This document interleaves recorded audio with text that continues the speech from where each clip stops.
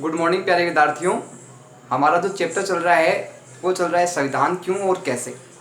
इसके अंतर्गत हमने पढ़ा कि एक देश के लिए संविधान किस प्रकार से ज़रूरी है, किस प्रकार से एक देश के लिए संविधान का होना आवश्यक है, और संविधान नहीं होता तब कैसी परिस्थितियां हैं वो समाज के सामने उत्पन्न हो जाती है, किस प्रकार समस्याएं सामने आती है संविधान के अभाव में।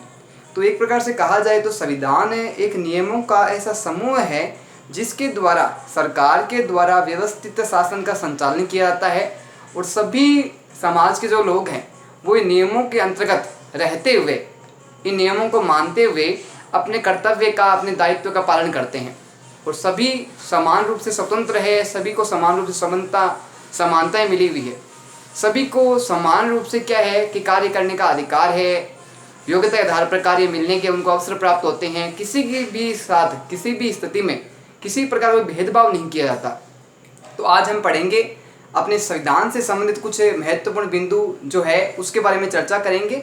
इसके साथ साथ जो जो आपको पढ़ा दिया गया है, जो जो आपको समझा दिया गया है, उनको आप है लगातार तैयारी करते रहें और प्रॉपर नोट्स भी तैयार करें ताकि आपके अध्ययन में आपको सहायता मिले, मदद मिले, और जब रिवीजन आप करोगे तो आपको किसी प्रकार की समस्याओं का, कठिनाइयों का सामना बिल्कुल भी नहीं करना पड़े। तो आज हम अपने संविधान क्यों और कैसे के अंतर्गत आगे के जो कुछ बिंदु है उनके बारे में विस्तार से चर्चा करेंगे, विस्तार से अध्ययन करेंगे। सबसे पहले बात आती है कि संविधान सभा के कामकाज की शैली।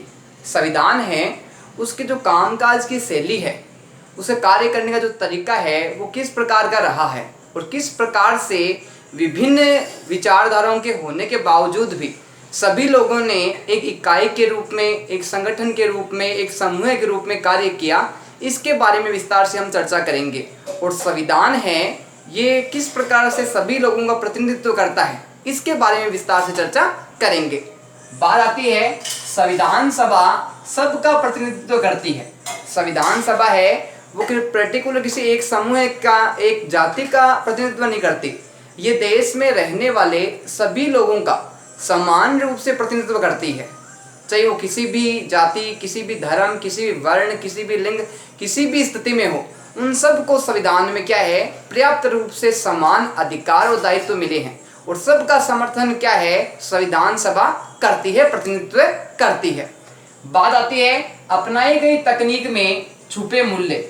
संविधान के सदस्यों के द्वारा जो तकनीक अपनाई गई थी वो तकनीक प्रमुख रूप से क्या थी, तो उसमें लोगों के विचार थे, लोगों के विचार किस तरीके से थे, कैसे लोगों की भावनाएं थी, किस प्रकार का वो संविधान चाहते थे, प्रमुख रूप से ये भावनाएं तकनीक के रूप में छुपी हुई है। यानी जनता के विचारों से संबंधित ही क्या है कि देश के संविधान का निर्माण किया गया है, और संविधान है वो जब जनता के विचारों से संबंधित होता है, जनता के विकास से संबंधित होता है, तो वो संविधान है एक स्थायी संविधान रहता है।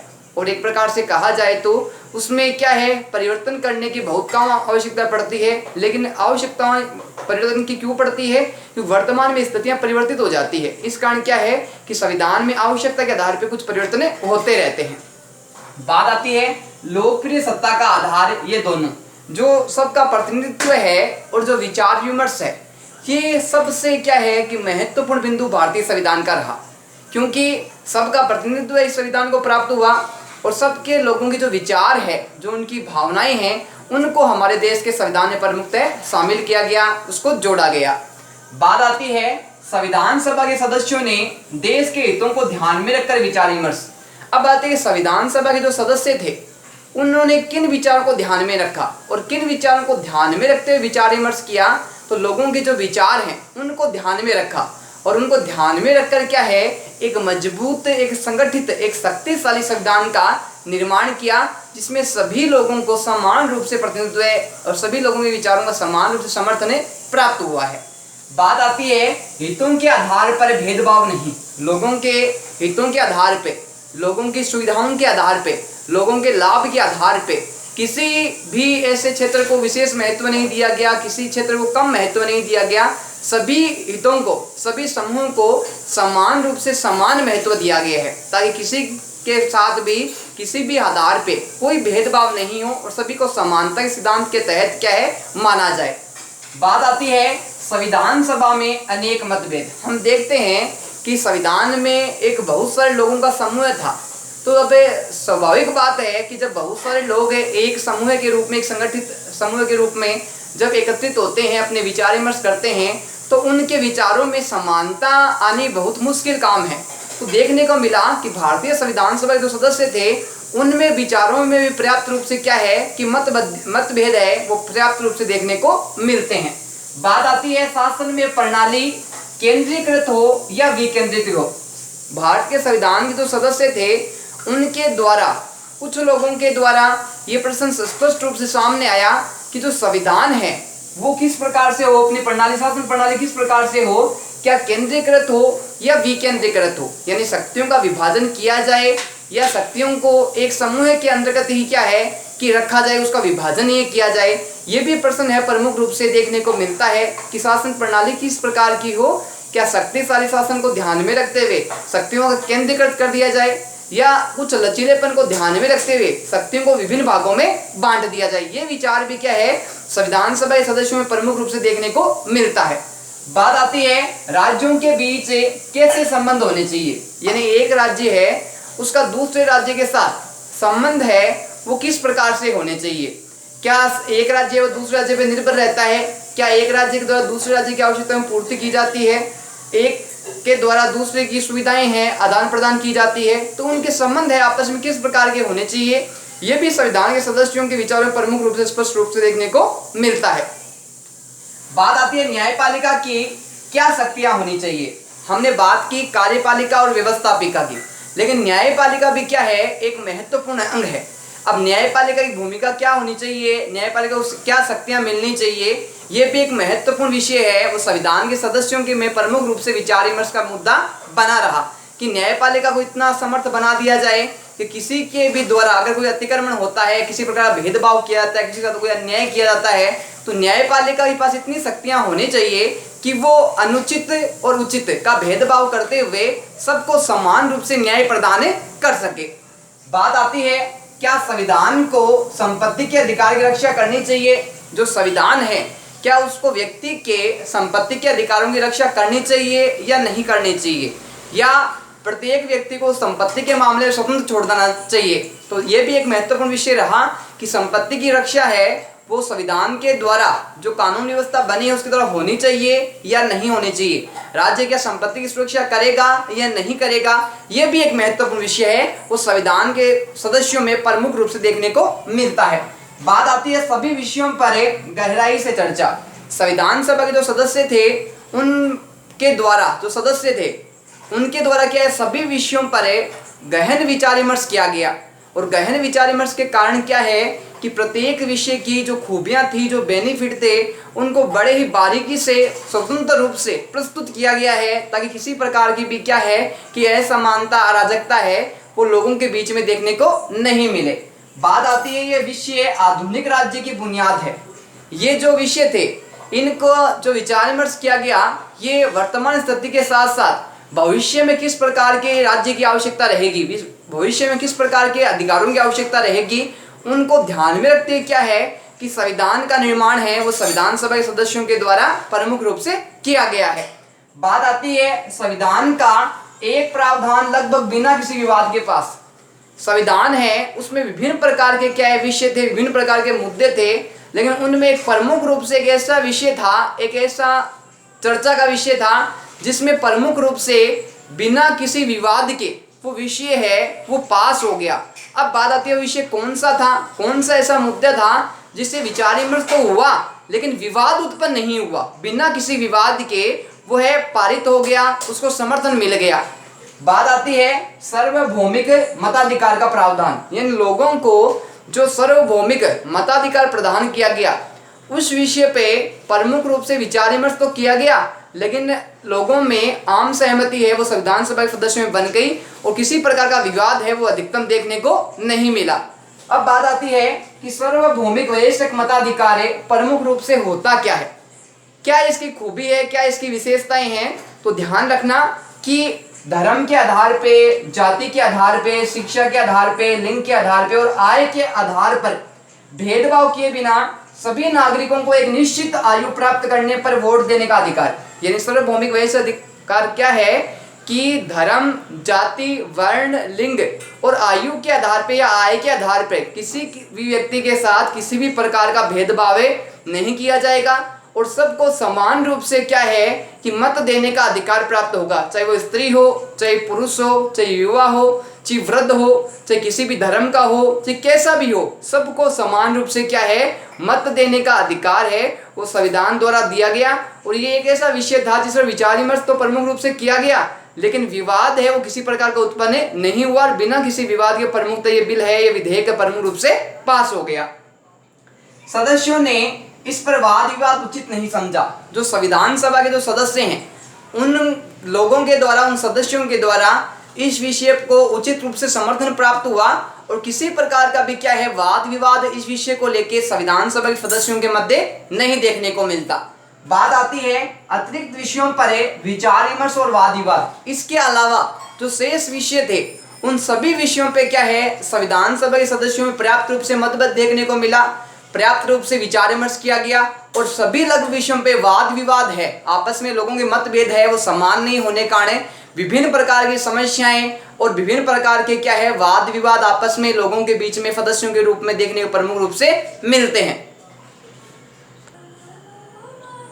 अब बात आती है कि संविधान सभा के जो सदस्यों के द्वारा जो प्रमुख रूप से विषय पर वाद विवाद किया गया, विचार विमर्श किया गया, उससे प्रमुख रूप से संविधान में जो विषय बने, संविधान में जिन मुद्दों पर बातचीत की गई वो किस प्रकार से थे, किस प्रकार से उनसे बेनिफिट हुआ, उसके बारे में बातचीत करते हैं।